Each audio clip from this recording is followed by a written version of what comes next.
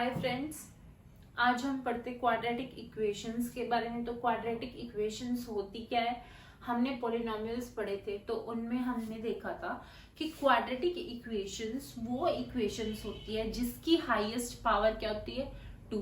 For example, अगर मैं ये देखूं 2x की power 3 plus 4x 2 plus 6x plus x plus 1 ले लूं, तो इसमें हाईएस्ट पावर क्या है, इसकी पावर होगी 1, ये है 2, ये है 3, तो हाईएस्ट पावर क्या है 3। तो ये क्या होगी, हमारी क्वाड्रेटिक इक्वेशन नहीं होगी। लेकिन अगर इसी की जगह होता सिर्फ 4x square plus x plus 1 होता, तो ये हमारी क्या होती, ये हमारी होती क्वाड्रेटिक इक्वेशन। क्यों होती है क्वाड्रेटिक इक्वेशन? क्योंकि इसमें हाईएस्ट पावर क्या है, 1 एंड 2 में से हाईएस्ट कौन सी है, 2 है। तो जिसकी भी पावर हाईएस्ट वो भी क्या हो, 2 हो, उसको क्या बोलते हैं, क्वाड्रेटिक इक्वेशंस। अब हम हमारी डेली लाइफ में क्वाड्रेटिक इक्वेशंस कैसे प्रेजेंट होती है, हम उसका एग्जांपल लेते हैं। फॉर एग्जांपल,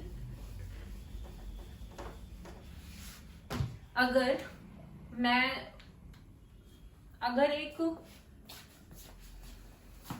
होल प्रेजेंट है एंड उसकी जो हमारी ये लेंथ है, जो भी इसकी लेंथ होगी वो क्या होगी, 2 टाइम्स इसकी ब्रेड्थ के, वो भी 1 मीटर इसके साथ होना ही चाहिए। मीन्स अगर इसकी जो ब्रेड्थ है x मीटर है, तो इसकी जो हमारी लेंथ होगी वो 1 metre with 2 times of its breadth, that is x। तो अगर ये दे रखा है और साथ में आपको ये बोल दे कि इसका एरिया इस होल का क्या दे रखा है, 300 है, इसका मतलब क्या हुआ, 300 मीटर स्क्वायर है। इट मीन्स उन्होंने एक हमें सिचुएशन दे दी है कि अगर इस केस में हमारा रेक्टेंगल का एरिया क्या होता है, लेंथ इनटू ब्रेड्थ होता है। इस केस में हमें एरिया ऑलरेडी बता रखा है कि भाई length into breadth is equal to 300 metre square, और हमारी लेंथ इस केस में कितनी है, x, एंड हमारी ब्रेड्थ कितनी है, 2 times of x plus 1 metre, ये होगी, जो कि किस चीज के इक्वल है, 300 मीटर स्क्वायर के इक्वल है। तो जो ये हमारा 300 मीटर स्क्वायर आया है, इट मींस क्या है, अगर हम एक चीज देखें, फॉर एग्जांपल, अगर एक जगह है जहां पे जितने भी बिल्डिंग्स प्रेजेंट है, उसका जो मतलब जो फ्लोर्स प्रेजेंट है, मान लो ये बिल्डिंग फर्स्ट है, ये building second, and this is building third. उसकी जो घरों की डिजाइनिंग कैसे करके, उसकी फ्लोर्स की डिजाइनिंग कैसे कर रखी है कि जो इस पे बिल्डिंग फर्स्ट में जो फ्लोर होंगे उसकी क्या होगी, जो उसमें रूम्स इस तरह से उनके होल्स इस तरह से प्रेजेंट है कि उसकी ब्रेड्थ क्या हो, ब्रेड्थ x हो, और उसकी लेंथ क्या हो, 2x प्लस 1। यहाँ पे भी क्या हो, सेकंड में भी 2x प्लस 1 के अकॉर्डिंग, इसमें भी इसी तरह से होल प्रेजेंट होगा 2x प्लस 1 के अकॉर्डिंग। पैटर्न सभी में क्या है, सेम है। तो सभी के केस में एरिया किस चीज के इक्वल होगा, हमारा एरिया होता है सभी के केस में लेंथ इनटू ब्रेड्थ। तो लेंथ हमारी कितनी है, 2x प्लस 1, और हमारी ब्रेड्थ कितनी है, हमारी ब्रेड्थ है x। तो इसके अकॉर्डिंग हमारी इस केस में एरिया क्या हो जाएगा, 2x स्क्वायर प्लस x। हर केस में हमारा यही एरिया होगा। लेकिन इस केस में बता दिया कि जो बिल्डिंग फर्स्ट है उस केस में हमारा एरिया है 300, इस केस में क्या है 600, एंड इस केस में क्या है 900। अगर हमें ये बोल दिया जाए तो क्या सभी के केस में x की वैल्यू सेम होगी, नहीं होगी। तो इट मींस जो ये हमें इक्वेशन दिखा रखी है वो इक्वेशन में x की वैल्यू किस चीज पर डिपेंड करती है, वो इस चीज पर डिपेंड करती है कि हमारी ओवरऑल वैल्यू किस चीज के इक्वल है। इस केस में 2x² plus x, 2x² plus x किस चीज को रिप्रेजेंट कर रहा है, ये हमारे एरिया को रिप्रेजेंट कर रहा है। और इस केस में एरिया हमारा क्या दे रखा है, 300 दे रखा है, तो ये किस चीज के इक्वल आ जाएगा, 300 के इक्वल कर दिया हमने। उस केस में भी, इस केस में 600 के इक्वल करेंगे। 2x² plus x is equal to 600 and in this case 2x² plus x is equal to 900। लेकिन सभी के केसेस में हमारी जो लेंथ है, लेंथ मींस 2x प्लस 1 की वैल्यू सभी के केसेस में क्या आएगी, अलग अलग आएगी। और हमारी जो ब्रेड्थ है उसकी भी वैल्यू सभी के केसेस में क्या आएगी, डिफरेंट आएगी। तो इसका मतलब क्या हुआ कि जो भी हमारा इक्वेशन के राइट हैंड साइड दे रखा होता है, राइट हैंड साइड अगर जो भी दे रखा है उसके बेसिस पे हमें किसी भी इक्वेशन की x की वैल्यू पता चलती है। वो वैल्यू किस चीज पर डिपेंड करती है, राइट हैंड साइड में हमारा क्या चीज प्रेजेंट है। अब सेकंड चीज हमें क्या देखनी है कि ये जो हमारी इक्वेशन आई है वो किस चीज की इक्वल आई, 300 की इक्वल।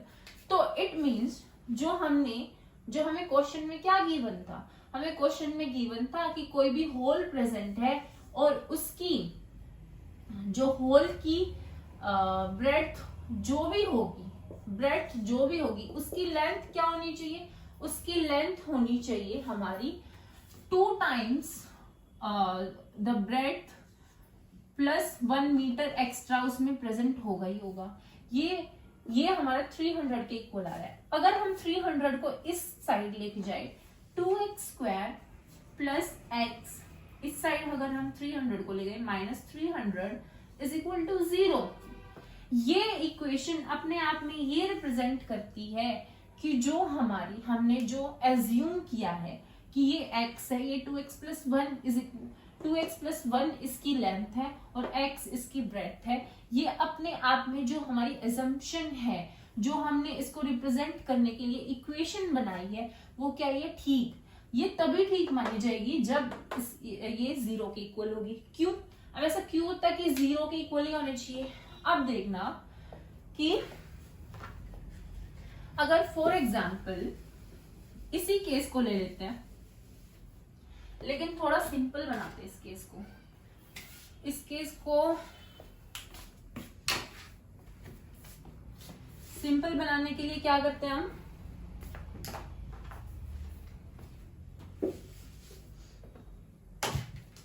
अब फॉर एग्जाम्पल अगर हमें दे दिया जाए टोटल एरिया 5 मीटर स्क्वायर के इक्वल दे दिया जाए और इस साइड हमारी कोई भी इक्वेशन प्रेजेंट हो, लेकिन हमारा टोटल एरिया जैसे इस केस में 300 है, 300 ही मान लेते हैं, 300 है और ये किस चीज की इक्वल है, लेंथ इनटू ब्रेड्थ। अब ये कोई इक्वेशन की फॉर्म में प्रेजेंट होगी, इसमें जो भी इक्वेशन है इस केस के हिसाब से इसकी इक्वेशन क्या होगी, लेंथ हमारी है 2x प्लस 1 इंटू एक्स, मतलब इसकी वैल्यू, अगर ये वैल्यू ऑलरेडी 300 के इक्वल दे रखी है तो ये वैल्यू भी तो हमारी 300 के इक्वल आनी चाहिए ना, ये 300 के इक्वल आएगी। और देखना ये इट मींस ये हो जाएगा 300 इज इक्वल टू 300। अब इस 300 को इस साइड लेके जाते हैं तो क्या हो जाता है, 300 में से 300 माइनस करते हैं तो हमारी क्या आती है, 0 आती है। ये 0 ये चीज रिप्रेजेंट करती है कि जो भी हमने एक्सप्रेशन ली है उसके अकॉर्डिंग जो हमारी वैल्यू आएगी वो हमारी क्या होगी, इसके सिमिलर होगी, और सिमिलर होने की वजह से ये क्या है, 0 है। अगर हमारी राइट हैंड साइड 300 जो कि हमें दे रखी है वो क्या होगी, हमारी गिवन वैल्यू होगी जो सिचुएशन पर डिपेंड करेगी। गिवन वैल्यू इसमें ये ऑलरेडी गिवन थी तो यहाँ पे ये गिवन वैल्यू आई। इस साइड जो वैल्यू होती है वो क्या होती है, कैलकुलेटेड वैल्यू आती है।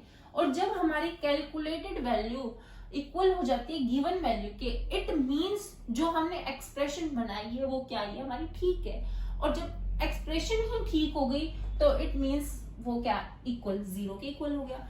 तो जो हमने वो बनाई थी ना, ये बनाई थी कि 2x² प्लस x आई थी इज इक्वल टू 300 आई थी। इसी वजह से हमने इसको 300 को इस साइड लिया, plus x minus 300 is equal to किस चीज के इक्वल है, जीरो के इक्वल है। ये जीरो आने का रीजन तो ये हो गया।